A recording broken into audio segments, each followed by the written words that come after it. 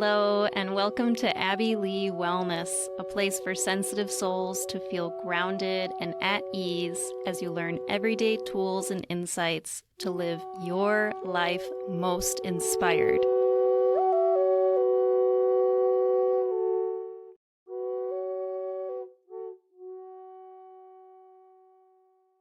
Hello again, and thank you for being here, or welcome if this is your first time listening to the Abby Lee Wellness podcast.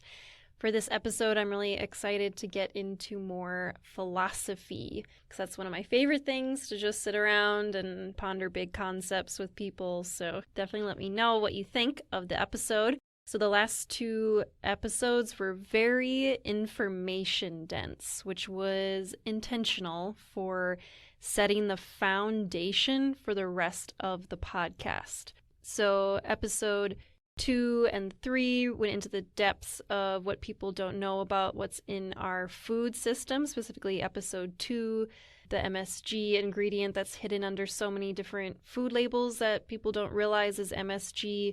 And then the third episode being about my massive journey to recover from being on a pharmaceutical drug, the birth control pill. And I truly believe that these two things, what's in our food that we don't know about, how we're feeding ourselves, and then things about our current medical system and being on pharmaceutical drugs. It doesn't have to be the birth control pill. It can be any drug. I think that these two things are so at the root of what I'll go into more depths about throughout this episode. So what's up with people getting so offended these days? And I'd like to say that what I'm sharing is my personal experience, some of my own opinions, some of the opinions of others I've heard. So feel free to take what resonates if it helps you in your life. Otherwise, let it just move through you like the wind on an aspen tree. Let it breeze right past you and leave the rest. So I've been hearing from people, from clients, friends, family, just random folks that I chat with, that they're having a hard time these days saying their thoughts or beliefs without feeling attacked or having it get spun around or being called names or yelled at. And this could be in person, or oftentimes I'm sure you've seen it in the comments on any form of social media these days. And this can especially affect people who are sensitive, and these are people who want to have a discussion or dialogue rather than have it get turned into a debate. And these people are not trying to piss anyone off. They don't necessarily need to belong to a certain political party. I know maybe one political party might seem like they're the ones being offended, and then the other ones kind of being the offensive ones. So I just would like to not put it into those two categories. It can be anyone. And I know you're out there. Many of you stay quiet behind your little screen and don't always feel comfortable really expressing your truth because of anyone being able to turn it into some sort of conflict. And I feel you. I totally can understand that feeling. Or maybe you're the one that's getting offended a lot by what people say these days. So I'll dive into both of those experiences and both of those perspectives, both of those realities of life. And, you can just kind of see wherever you lie on that spectrum. So first things first, I think it's important to realize and be reminded of what gets attention online these days. From my experience, I see sensationalized titles, drama, conflict, fear-based tactics that give you a sense of urgency that you need this product or you need to change something about yourself now. And a good indicator of when you're getting wrapped up in that is if all of a sudden you're just living your life and then you look at your phone and now all of a sudden you think you need this thing that you didn't even know about seconds ago. So if we're going just based off of what we see online, which so many of us are online, be reminded that that's the stuff that gets attention. Therefore, it may not represent the majority population. So maybe it seems like everybody's getting offended, or, there's these big drama, conflict, chaos things happening. But if you are just out there in the real world, which is not on your phone, be confident in your truth and expressing who you are. It's incredible how much the world expands when you stand in your truth. And when you're in that space, you call in your tribe of people that lifts you up. It's more likely to call in partners that support you and match your values, or at least respect your values and beliefs, which then turns into healing family wounds and generational trauma. And these are all these places of expansion that come from being able to be confident and secure in our truth, and to be able to speak up about it, not have to worry about these conflict or chaos or drama or this debate that you're not looking for. And something that really stuck out to me that I really appreciate, I was watching something between Michelle Obama and Oprah. I think it's on Netflix, like an hour or something long, of just the two of them talking. And something that Michelle Obama said when they were talking about this concept too of people being nasty online. Michelle Obama said, it's a lot harder to hate people up close. And so I'd like to go over some of the ways in which I see this easily offended or triggered behavior. Maybe you've been on the receiving end of this, and maybe you've been the one that's putting these messages out there. So let's just pause and reflect for a moment. And wherever you are, if you are driving a vehicle, if you're cooking or cleaning up the house or walking around or sitting and listening with a partner or friend or family member, or if you're by yourself, just out running errands, whatever you're up to, just take a moment to feel a nice tall spine. So lifting your spine out of your lower back, relax the shoulders gently. Don't need to force them, just gently relax them. Notice how your face feels in this moment. See if the eyes and jaw can soften. And let's take a nice big inhale in the nose. And then let out a full exhale, either out the nose or out the mouth, whatever feels refreshing. Let's do 2 more of those, because a lot of times 1 isn't enough. So breathe in fully into your body. Nice big inhale.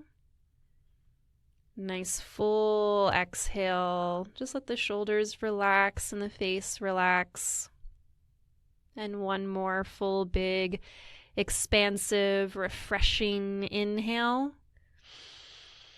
And take a nice big detoxing, grounding, releasing exhale fully out of the body.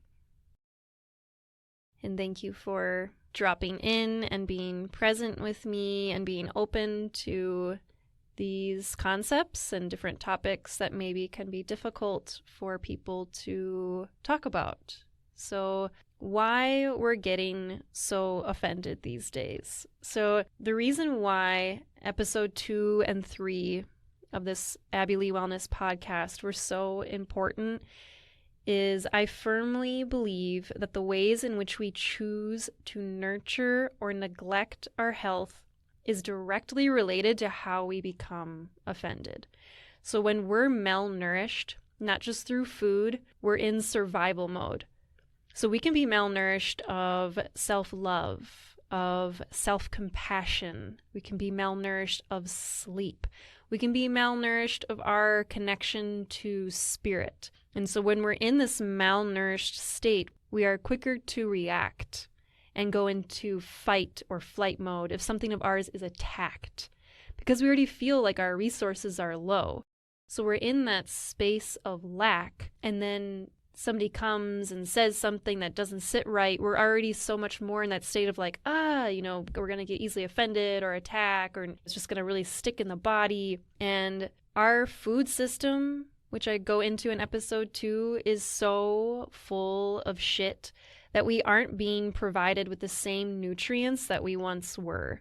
So with our polluted sacred waters and our soil, our sacred earth that is being polluted with pesticides and tons of crap. So the food produced from those elements isn't going to be as potent as it once was.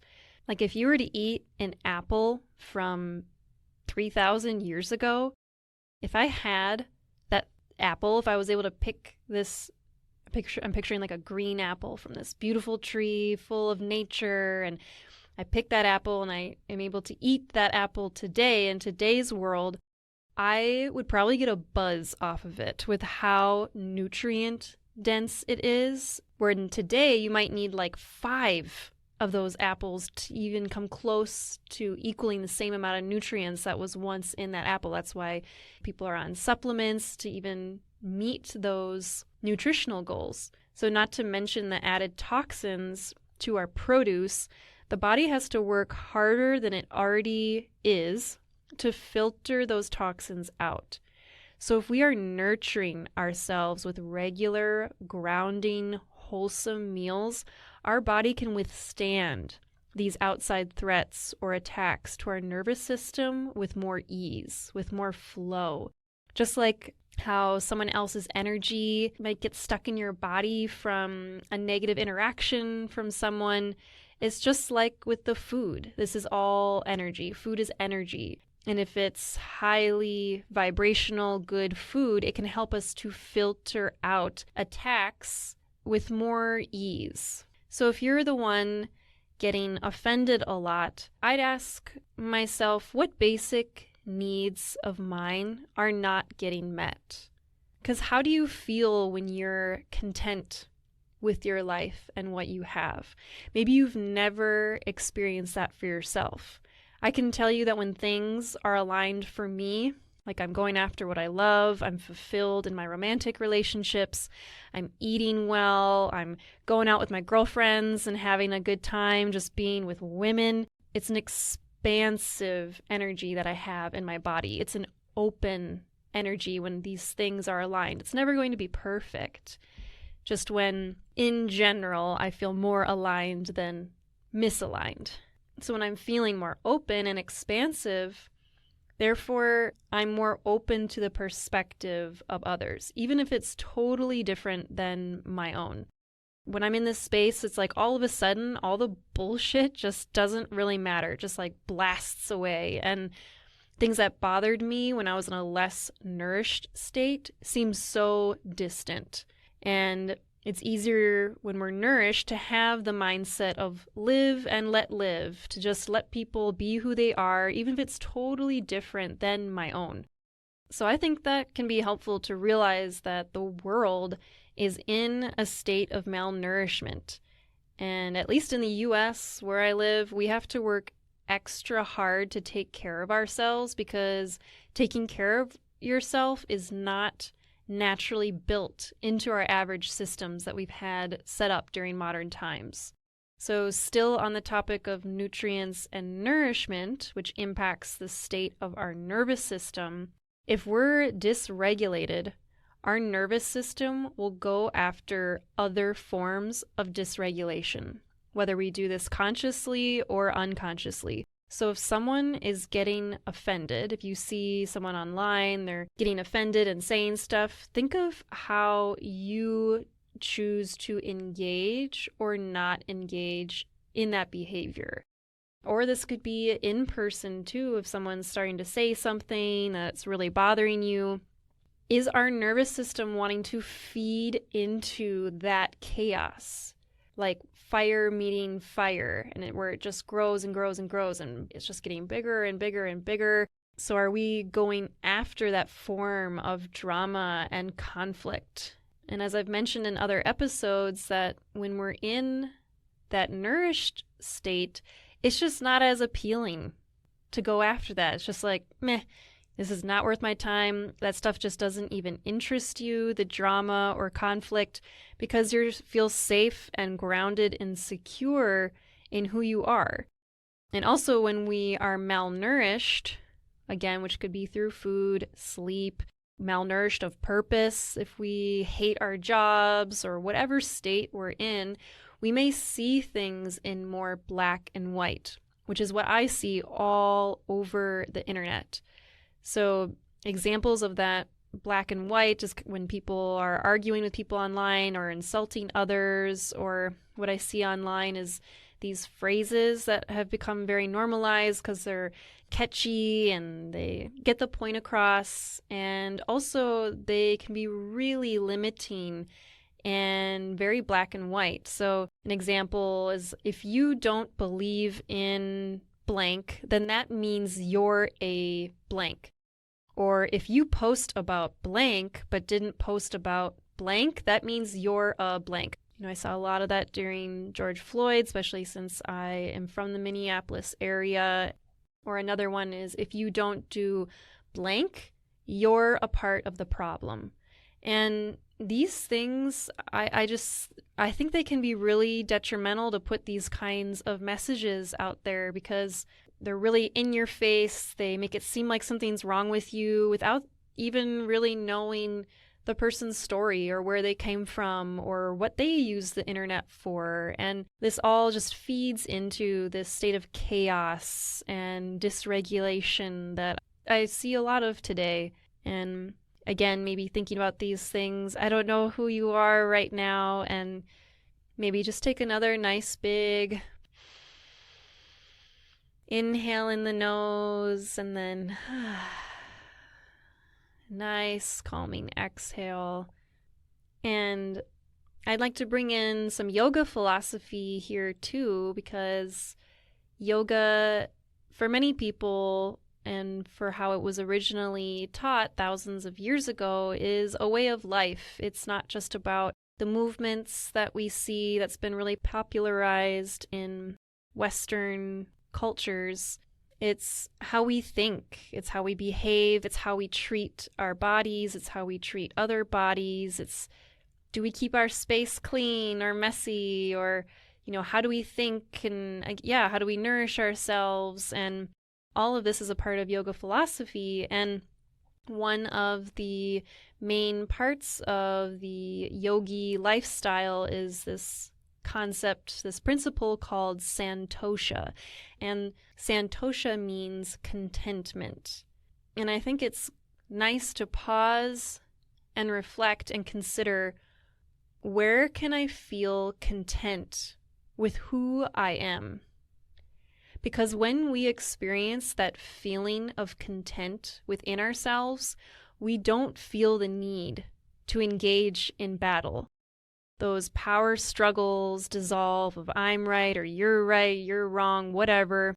That just doesn't matter. Or the need to prove our point and shove it in someone else's face, that dissolves when we have that feeling of content in our heart, in our bodies. And when we're coming from this place of santosha or contentment, there becomes a different energy behind what we're saying. And people can feel it. I'm sure, especially if you're sensitive, you can feel it from other people. And if you're truly speaking from that place of contentment, others are then probably less likely to engage in that battle with you too, because when you're speaking that truth, when you're standing strong in who you are and you're content, and that comes from that space of you don't have that ill will or malice towards somebody else, that other person will feel that energy and be less likely to engage. Or if they do and try to fight back, you just won't care. It just doesn't matter. And when we aren't content, we feel that need to defend our attachments to our beliefs, our ideas, our way of living, our thoughts of it's supposed to be this way, it has to be this way. And then we're in that space of hopelessness and lack of power. There's no contentment in that space. And so how do we feel contentment? How do we feel content? We practice gratitude. So one way of getting to that space is to catch yourself in a certain thought pattern that's not serving you.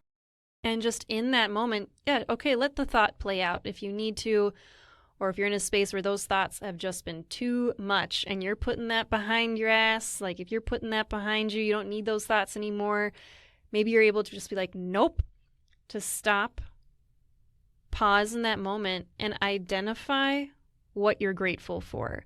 I'm grateful for, I always go to my feet because I travel all over the world and I hike and do yoga and I'm on my feet a lot, and they're the closest connection to the earth of what's below me and what's constantly supporting me, to the point where it's just automatic, where I don't even think about it a lot of the day. And so when I just pause and I'm like, thank you, thank you, thank you, thank you, thank you, thank you. And I can say that directly to my feet, or I just say it out into the universe, to whoever, to whatever I believe is out there that's helping me, just thank you. And if you can't even identify what that thing is in the moment, you just say thank you, or you say thank you for my body. Thank you for my health. Thank you for the people I have in my life. So just being reminded of, if you get wrapped up in that chaos, that drama, that conflict, that bullshit, to just take that breath and say thank you. And we have to be grounded in order to be in that space of contentment. So notice when you're in those moments of feeling lack or feel like you don't have enough, be able to find contentment in moments when you're emotionally distraught with gratitude. And so a second thing that I think is important to address, and maybe this can be offensive to some people of me even bringing up this topic of self-righteousness. So I really appreciate my partner Phil has this term of a self-righteous bully. Like, are you being a self-righteous bully? So if we're so self-righteous or so self-important, we can constantly be offended by what people say. And a lot of times that comes from a place of our own insecurity. So our need to defend ourselves, to prove who we are, or maybe we have something unresolved within ourselves, and we then blame the other person for not knowing or understanding or agreeing with exactly what we said, with our exact viewpoint. Even though it may seem so obvious to you, like, of course, this is the way to think. This is the best political party to be a part of. This is the one that care about humans, or this is the political party that's going to save the most amount of money, or we need to stop doing this, or we can't do this, like it's so obvious, or this is what's best for the greater good, or why can't people see it this way? Isn't it just so obvious? So this form of self-righteousness and telling everybody that they have to believe in this certain thing can really be an energy drainer for not only you as the person who's constantly being offended and telling everybody to believe in something, it is a major energy drainer for the person who's having to hear all of this. So when we're in this state, this self-righteous state, we're way less interested in hearing what anyone else has to say if they disagree with us or have a different perspective. Because we're right, and anyone and everyone who doesn't see it our way is wrong. And again, that's a contracted energy. I mean, even just talking about it and thinking about it, I feel my chest tighten. And this type of energy, this space, this often shuts down the space for having discussion. And it creates an intense us versus them dynamic. And that self-righteousness can separate us from those who don't think like we do or hold the same ideas, opinions, lifestyles, beliefs. And if we hold this with us, like at work, this can lead to disconnection or unresolved conflicts within teams and organizations, and lines get drawn, and can make it difficult for some people to make decisions and collaborate and to get things done in a safe environment.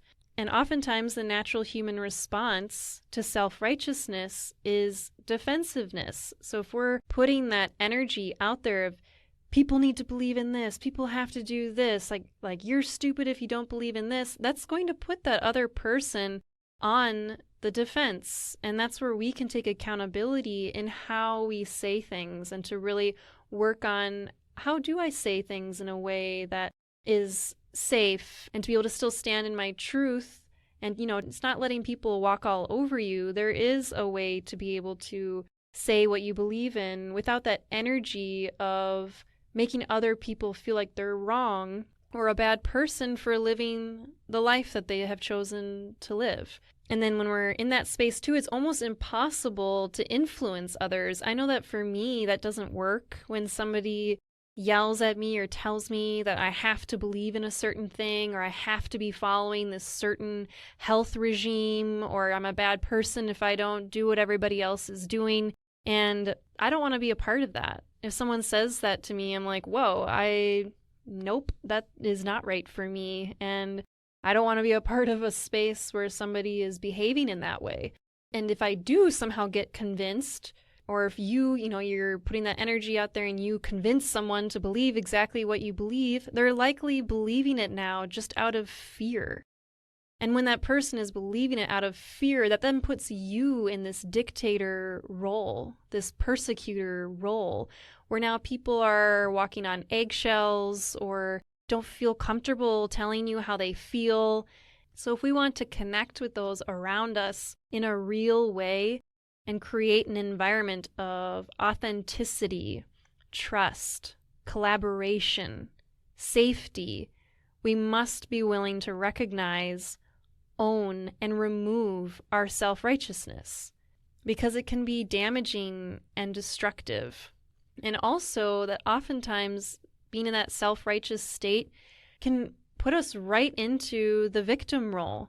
And we can see that behaviors of extreme activism can actually be a sign of unresolved trauma within ourselves. So if we've been in this victim role, somebody did us harm, and now we believe the whole world, needs to do these certain things in their life, I believe it's coming from a good place. It absolutely is coming from a place of, I experienced this thing in my life and I want to spread information and not have people go through or suffer what I went through.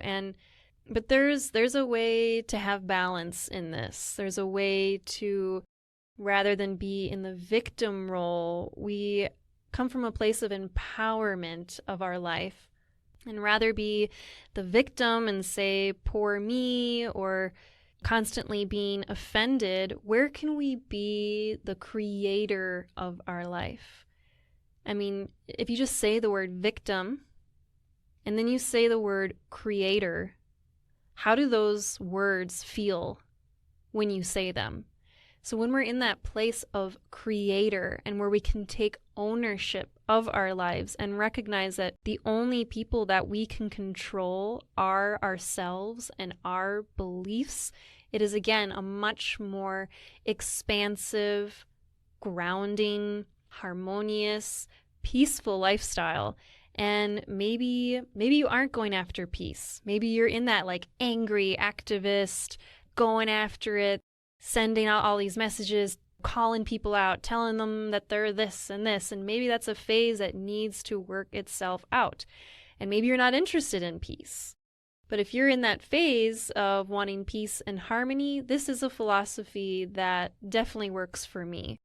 So I'll share an example of where I saw myself moving out of a self-righteous behavior when I lived in a country called Macedonia. I would say this is probably one of the most extreme examples that I can give, and I can see maybe this will be something that is offensive or someone can see as just totally wrong. And that's exactly where there's space to soften and to realize where I can be most challenged, where I can learn to adapt and accept other beliefs. And that's my experience of when I lived in a country called Macedonia when I was a Peace Corps volunteer when my primary role was teaching English. And this country, Macedonia, I mean, I had never even heard of it before I was sent there. And if you don't know where it is, it's just north of Greece. It also borders Serbia, Bulgaria, and Albania. So it's Eastern Europe. It was once a part of Yugoslavia, and now which was a socialist federation. And then there were a lot of wars in the 90s, and each country broke off in their own independence. And it's interesting because this country, Macedonia, this is a country where you'll hear people that thought socialism was way better. Things were way better before the country completely broke off and had its own independence because people were paid better. And if you worked harder, that meant you got paid more. And now they feel like it's reverse. And, in America, we hear a lot of times like, oh, socialism or like communism's really bad. And so that alone, I would suggest living in another country, because that will really open your mind to these different perspectives and realizing that these other places operate completely different than wherever you grow up, or at least just traveling to these outside places. Because when I went into the Peace Corps, I had that mindset of like, oh, I want to help and I want to give back, which are very beautiful things that we do as humans where we find purpose. And also, I think there can be a bit of self-righteousness in there. And living and working in this country for 2.5 years as a Peace Corps volunteer, it's one of the most challenging things I have ever done in my life. And where I can share a more extreme example is how I saw my fellow teachers handle difficult behaviors in the classroom. So for me, I think hitting children is wrong.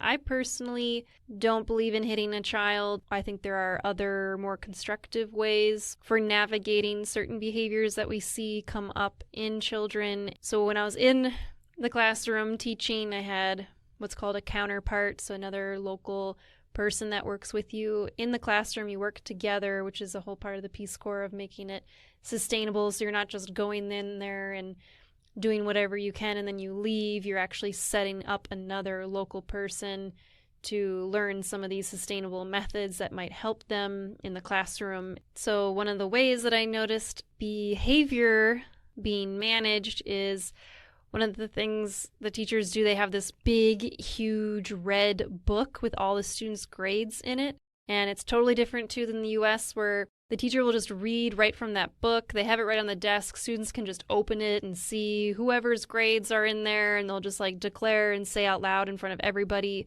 who got this score and who got that score. And the teacher uses this big red book sometimes, and they just bang, bang, bang. They slam it on the desk really loud to get everybody's attention, to make everybody be quiet. Or another method is when the student is not listening or, acting out or whatever you want to call it, the teacher goes around and like bops the student on the head. They either like flick them. They'll flick them on the forehead, or they'll take a pencil and hit them on the head with a pencil. And for me personally, when I first saw that, I was pretty appalled by that and thought it was really bizarre and thought like, oh, I just don't think that hitting kids in the classroom is the way to facilitate a positive learning environment. So I could preach and tell my fellow counterpart, this local Macedonian woman, that this is not how it's supposed to be. Like, oh my gosh, that's so wrong. You can't be doing that. Hitting kids is wrong. And so this was a situation where I felt very challenged working in this completely new culture. And this challenge was a space where my mind had the most opportunity to practice acceptance. And when this really came to me was when I was dating a local Macedonian man, and I would tell him about like, oh my gosh, this is what they do in the classroom, and he just laughed, because it was very normal in their culture. And then he told me how he was hit as a kid, and he just laughed and said like, yeah, I deserved it. And that made me realize like, oh wow, because for me, if I was in that situation, I think I would be really hurt, and that would make me shut down or be really sad if I was treated that way. And so it's just such a opening and understanding of like, oh wow, this guy that I'm dating, he's not screwed up by that, and he says he's fine, and he really doesn't seem to have ill will or malice in this situation. So for me, I see that self-righteous behavior for me where I could practice humility. Like right now I'm picturing like if self-righteousness is fire and we're fueling that flame, the humility is the rain that calms that fire, that brings things into balance. And, where I could put aside what I think is right. I can't go to this country, this completely different country that has been steeped in cultural tradition, and this country where the borders have changed so much over history, and where these people hardly even have a voice, and their government is super screwed up. And who am I to come from my culture and upbringing and to go into this completely different place with different lifestyles, different environment, different everything, even though in the end I think we're far more similar. From traveling, I see that we all just want love and connection and food and shelter. And so on the surface, when I saw all these differences, I made the conscious choice that it's not up to me to be here in this country and to tell them how to live, because in America, we do it this way and it should be done this way. And when I was there, I even heard people say like, oh, you Americans, you're so into your psychology and you diagnose people, and why do you believe the science so much? And in that time, I was like, that made me kind of mad, or I felt offended by that.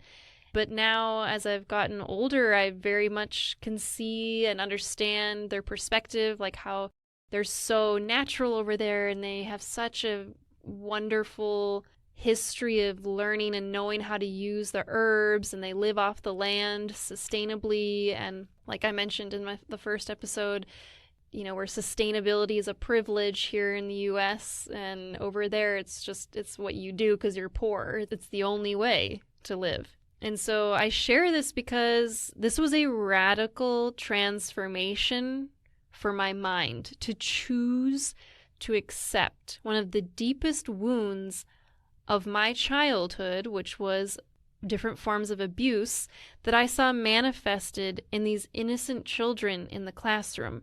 And instead of taking on that extreme activism role where people would probably not even listen to me or care, I chose to realize that my role is I can only control and take care of myself. So through that, I channel that energy of, I'm going to do it differently. I'm going to implement other behavioral management methods in the classroom, and that's the best I can do. I can be an example. I can show this other way, and I can't expect that other person to do the exact same thing or force them to do it in the exact same way. And I can still stand next to my fellow teacher and see how she chooses to discipline. And I can still have love and patience for how she does things. Is it a challenge? Yes. Is it perfect all the time? No. And that's where that practice and that patience and that gratitude and just having awareness around even that mindset and realizing we can't control others or expect others to do exactly what we do, because that's insanity to think that someone who's from this completely different culture, which could even be my neighbor, my own neighbor in my neighborhood in the same town or city that I live in, could have grown up in this vastly different situation, and to label their certain beliefs as wrong or like everything they say is offensive. I just believe there's more productive ways of navigating these situations. So the third thing I see being contributing to this people being really offended a lot is this idea of self-concept. So self-concept is how you perceive yourself. So it's the answer to who am I? How do you answer that question? Who am I? And I think a lot of people are kind of lost these days due to so many different factors. like a loss of connection to our spirit that's within us and all around us. I think that's one of the greatest illnesses that we have today, is that disconnection from spirit, that loss of connection to our heritage and tradition as we break free from traditions that may not serve us anymore in our modern world because they're plagued with racism or have brutally put down women and minority groups. So as we shed some aspects of this brutal history, we're then left with this huge landscape of whatever we want to be, which can be incredibly empowering and also super overwhelming.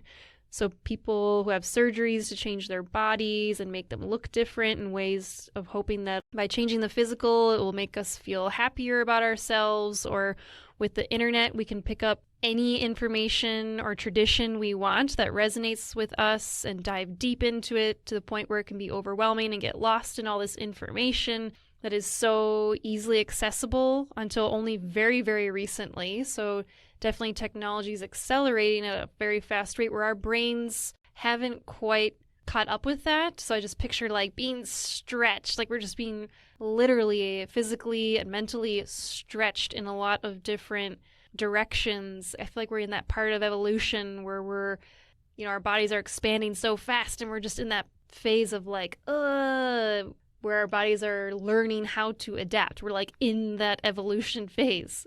And I think that's where so much of that anxiety and depression and illnesses come from. It's literally growing pains.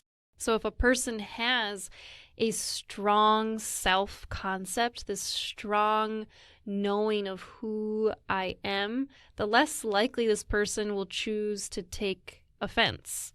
And that comes from being grounded and rooted and nourished in who you are. And when I lived on the big island of Hawaii, I worked for a wilderness horticulture therapy program with at-risk teenagers. So we were outside the whole time. It was about a 2.5 to 3 month program that the teenagers were staying there. And we had a naturopathic doctor there and tons of different guides, and they were growing their own food, and the meals were all very natural and wholesome and healthy. They were cooking their own food, and they were building their own gardens and really working with the landscape. And we would use the garden as a form of regulating and learning more about our lives and ourselves and how things grow and what you need to do for a garden, which is then paralleled so closely with our lives and what we need for our own garden and landscapes to grow and flourish and bloom.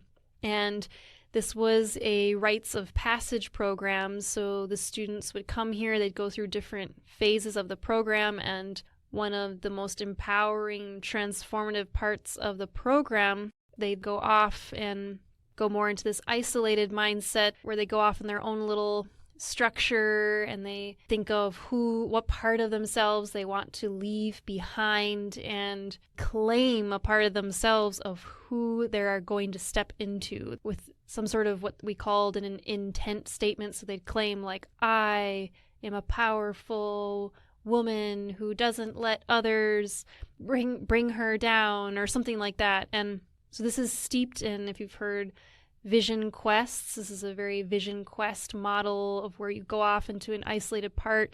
You're completely in the elements of nature. You reflect on what you're leaving behind, and then you fast from food, and then you step into this person that you're claiming. And as someone who worked there, I had the opportunity to participate in my own vision fast, where I worked with professionals of rites of passage programs. And I'm sharing this because this is what's so lacking in our modern culture today, that has been a part of so many different traditions and so many cultures around the world. And this is what really helps build our self-concept. And so I went off onto this very remote part of Hawaii that was like way down this bumpy dirt road through all these different gates, and really, really difficult access, mostly just local fishermen have access to. And I had to build my own shelter out of just a tarp. I just brought one tarp and was working with the elements and, had to set that up, and I suck at that kind of stuff. And that was stressful and annoying. And then you fast from food for over 72 hours. So it was like 3.5 days. And during that time, you just sit in nature with yourself and see what comes up. And right before, there was a lot of preparation before going into this and a lot of reflection of like, okay, what part of me do I want to leave behind? And who am I stepping into? What am I claiming? And I was in my mid-20s when I did this. And I just thought it was so fascinating that we provided this for teenagers, especially at such that ripe age of learning our self-identity and who we are and who are we in our communities and who are we for ourselves. And yeah, I had this experience of just being out there for 3.5 days with no food, just completely by myself. And holy crap, that's like the slowest time has ever gone by in my life. And lots of reflection. I remember the first day, lots of anger coming up. And then the second day, lots of gratitude. And then the third day, really holding ceremony for myself of who I want to be. Who am I really stepping into? And I claimed the goddess in me and being comfortable with expressing the goddess within me rather than cowering or shying away and letting my light be dimmed, and being okay with showing how confident and secure I am in myself rather than feeling like I need to act like other people who maybe aren't so confident in themselves. And so for me, that was like claiming this goddess and using my voice as my light. That was the biggest thing for me that I was reflecting on. And it's been years later, it's been maybe, I think it's been 4 or 5 years since I did that vision fast, and there's still so much I'm reflecting on, and so many of those lessons keep coming back to me of who I am and being reminded of that person I claimed years ago, and how am I still living integrity with that part of myself that I claimed and stepped into. And days are going to be more challenging, and then other days have more flow and ease, and just really trusting that process. So if you feel like you kind of lack that self-concept or don't, like, who the hell am I? I mean, that's a very normal question to ask, and maybe a very important one to ask. And a vision quest can be a really remarkable way to hold ceremony for yourself, or you can, journal and ponder, who am I and what is my purpose? Who do I want to be in this world? And we really lack this modern rites of passage. As I mentioned earlier, as we've shed a lot of our traditions, this is one of those things that has just been lost in modern culture, at least definitely in the US. And you have to really seek it out. You have to even first know about it, that it even exists, and then to decide you're going to pursue it, and then find how you're going to do this. It's, where before it was just so readily available. It was like, when you turn this age, this is what we do. And I remember a friend of mine, he was saying how he's going through like a rites of passage in his 40s, and how he never had access to that. And I thought it was interesting. He was like, for a woman, it's so much more obvious when they have their rites of passage is when they get their first period. And I was like, wow, I was thinking, for me, it was definitely not obvious. My period, I was so confused by my period. I didn't have a safe place to talk about it. I didn't even realize it was my period when I first had it, because it was so light. So I definitely did not have that concept of like, oh, I'm a woman now. It just became this shameful, inconvenient thing that I didn't even talk to my mom about. I was embarrassed. I definitely didn't talk to my dad about it. It was like this really embarrassing thing. And I would go out and buy the products that I needed myself, rather than having it be this beautiful stepping into another phase of my life and puberty. And I just really believe that that's a part of our lack of self-concept today, where we can just be anything at any moment and claim that we are that. We can just put it online, make it look like we're all official, and have a big platform where a lot of people watch on, Instagram or TikTok or whatever you're on. But deep down, we really don't even know who we are, who we truly are. What is our true essence? And so the fourth thing that I see contributing to this easily offensive behavior, so we had the malnourishment in our nervous systems, this idea of self-concept, and that self-righteous and victim role, and maybe lack of content within ourselves, the santosha. And then the fourth thing being our expectations. So I've talked about this before on my Instagram of what expectations can do, which can sound like a bizarre concept because, yeah, expectations can be really helpful. Like we've used this word a lot, like in classrooms or withholding groups, or maybe with finding a certain partner. Like I have these certain expectations of myself and others, or in a work environment or as a manager.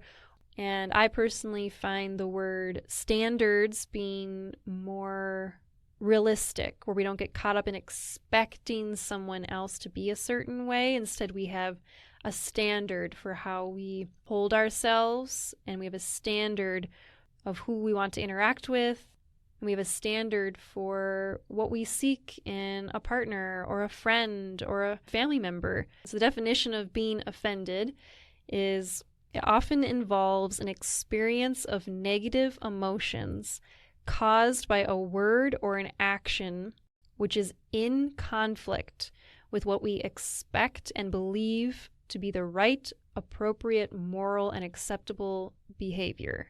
So feeling offended or describing something as offensive is deeply rooted in those expectations that govern our daily interactions. So those expectations are breached within some sort of relationship, with a friendship or a family member or just like some random person online. When they're breached is when we tend to feel offended. And our belief in these values may be an important part of our identity, thus giving us a sense of entitlement to take offense because we believe that those values should be respected.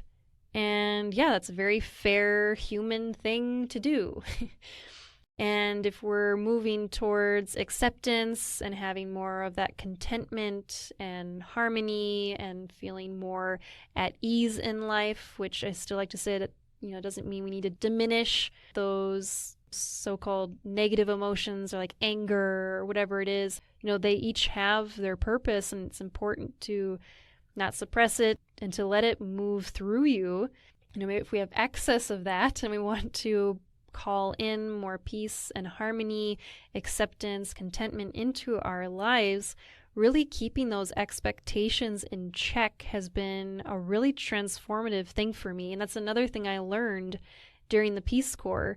I noticed that when I had expectations, it was easier to be let down. Or again, I feel like it's insanity to expect someone else to live and believe the exact same way that you live and believe. So no matter how obvious or right we feel about a certain political view or a certain way of living or behaving, no matter how right we feel, we can't expect others to speak, act, and live in that exact same way that we live. Because when we have those expectations and they aren't met, we're often setting ourselves up to feel disappointed, let down, angry, or frustrated with others because they aren't doing what we want and what we think is best. So that's where I feel focusing on standards is really helpful, where expectations can be fleeting and full of subjective emotion. Standards are grounded in your value system. So like an example of a standard is, it's important for me to live in a household that's quiet after 10 p.m. So I'll find ways to make that work. Where like an expectation would be, my roommate should be quiet after 10 p.m. So do you see how the difference between those two things, that when we kind of move away from expecting others to be what we want and instead shift toward having standards, you have the power to take ownership over what's happening in your life. And we can take conscious accountability for our standards. Or another example of an expectation would be, my partner should listen to me and be engaged when I'm talking. So you're expecting that other person to be that way, where instead a standard can be, I value sincere communication in a partnership, and if that isn't met, I'll communicate that. So you have a standard, you value communication. You recognize you cannot change this other person, you can't expect them to be what you want, And you can have a standard that you hold, and if that person doesn't meet it, you then can choose if you want to stay with them, if you don't want to stay with them, if you want to navigate this, or if you want to work it out and talk about it and let them know, like, this is a value of mine. So again, that's a way of moving out of that expectation and victim role and taking that conscious accountability and empowerment of having our standards. And a fifth thing that I see leading to being really offended a lot is this sense of control, this need to control everybody else's life and what they do. Maybe this is hard to hear. I can see a shadow side of people who are very sensitive or who are empathic of when we feel that disruption in the nervous system, or somebody does something, or somebody's energy doesn't feel good. That's a sign to us that we're trying to control something, that there is something going on that's out of our control. So people who are maybe getting really offended are trying to control what that other person is saying. So letting go of our need to control what people call us or what people say behind our backs or even in front of our faces. So anytime we feel that discomfort in the body from what someone else is saying or doing, that can let us know we're uncomfortable with something being out of our control. And yes, there's a time and place to speak up for yourself and let someone know that what they said is hurtful, which can be incredibly empowering and liberating. Like, hey, I feel hurt when I hear you say the N-word. And it doesn't mean sitting back and letting people walk all over you, but rather to be in a place of compassion and understanding for other people's viewpoints. The fact that they grew up in a completely different household, and even if you're within the same household, if it's your brother or sister, you have a totally different body with different chemistry and mechanisms going on and experiences and ways of perceiving things and traumas. And you are a different person who has received or processed information differently throughout your lives. And the way to really let go is to take accountability, to recognize what you have control of within yourself and how you speak to others. And is there a way that we say something that actually puts other people on the offense? And then once you tell them how you feel, that's then you have the power in your hands to choose what you do from there. You can't force them or expect them to then never use the N-word, which, can really suck. And that's where we can shoot, we said how it made us feel, and we can't expect them to change or be the exact way that we want to. And that's where we can just let it go and move on and recognize that, okay, I let it go by, all right, I said how I feel, and I can now take accountability for if I choose to be around this person or not, if I choose to feed into this behavior or how they say things, or if you start to say things in the same way as they are that you don't necessarily value or agree with. Or I can share an example where, I used to be offended by the word pussy or cunt, because the first time I heard the word cunt was used against my mom. And so that really hurt, and that was really sad and confusing. And for a long time, I was like, I thought people were the worst if they used this word. And then I also thought pussy was a bad word because so many people, because they said it was. I saw people getting offended by that word pussy, but now I love it. I think I just love how the word sounds, and I like to use that word to describe my pussy because I was conditioned to think it was a bad word, so then now it just becomes this ordeal where now it's a bad word and then we get offended by it. So think of how your words that you use and the need to control things have an impact on others.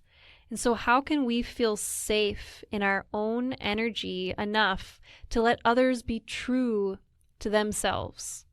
So I'd ask that question, how secure are you in yourself? And how can you rise above this and take the middle path? So that's really something that has really helped me find this balance and acceptance towards others during these really difficult, heated conversations that people are having. And I come back to this concept of the middle path. And what is the middle path? So this is a concept that comes from Buddhism, and it's a philosophy, and it's recognizing the two extremes. So for example, in politics, the super far left or the super far right, and not getting so caught up in either extreme and coming back to that middle path. And that doesn't mean that you can't have strong opinions or believe firmly, but then even within that stance, within that opinion of like, well, I very much stand strong in the super far left, the middle path would be then, where do you find balance and recognize that there is autonomy and that there is some truth or another perspective in the far right? So that would be finding the middle path within you, rather than, labeling the other side as horrible or bad or wrong. And so the story behind this middle path, as the story goes, that the Buddha's father was a king, so they lived a highly luxurious life, and one day the Buddha completely abandoned this lifestyle and became an ascetic, which is one who doesn't indulge in any pleasures. So he basically left one extreme for another, left the highly luxurious life and took up this lifestyle where there's no pleasures. And statues and paintings depicting this time of his life show an emaciated body with his ribs really sticking out, and it's said that he survived on a few grains of rice each day. And this was a path that many spiritual seekers chose during this time. And then one day the Buddha realized that both indulgence and deprivation both had their faults. And this realization came to him the day before he achieved enlightenment. And after he had this realization, a woman appeared and offered him a meal of rice and milk, which he accepted, and it restored his energy. So he chose to break free from his peers, which was a really big deal, who were following this ascetic lifestyle without pleasures, where his peers were like, no, this is the way it's done, this is how you do it. It's the way that's been taught forever, and this is how it has to be done. And the Buddha did his own thing, and he received plenty of criticism, and he tried out this new way, paved his own path, went deep into the unknown, and he achieved enlightenment. And his first talk that he had after achieving enlightenment was this concept of the middle path and living the middle path. And as I'm saying this, I'm thinking of the people pleasers out there and how this can be a slippery slope, because are we taking the middle path to avoid how we really feel about something, or to please others, or a way to avoid conflict where you're just kind of like, oh, I don't have an opinion about either side, so I just kind of agree with whatever the person's saying? But no, we can still say, no, I don't want to do that, or I don't agree with that.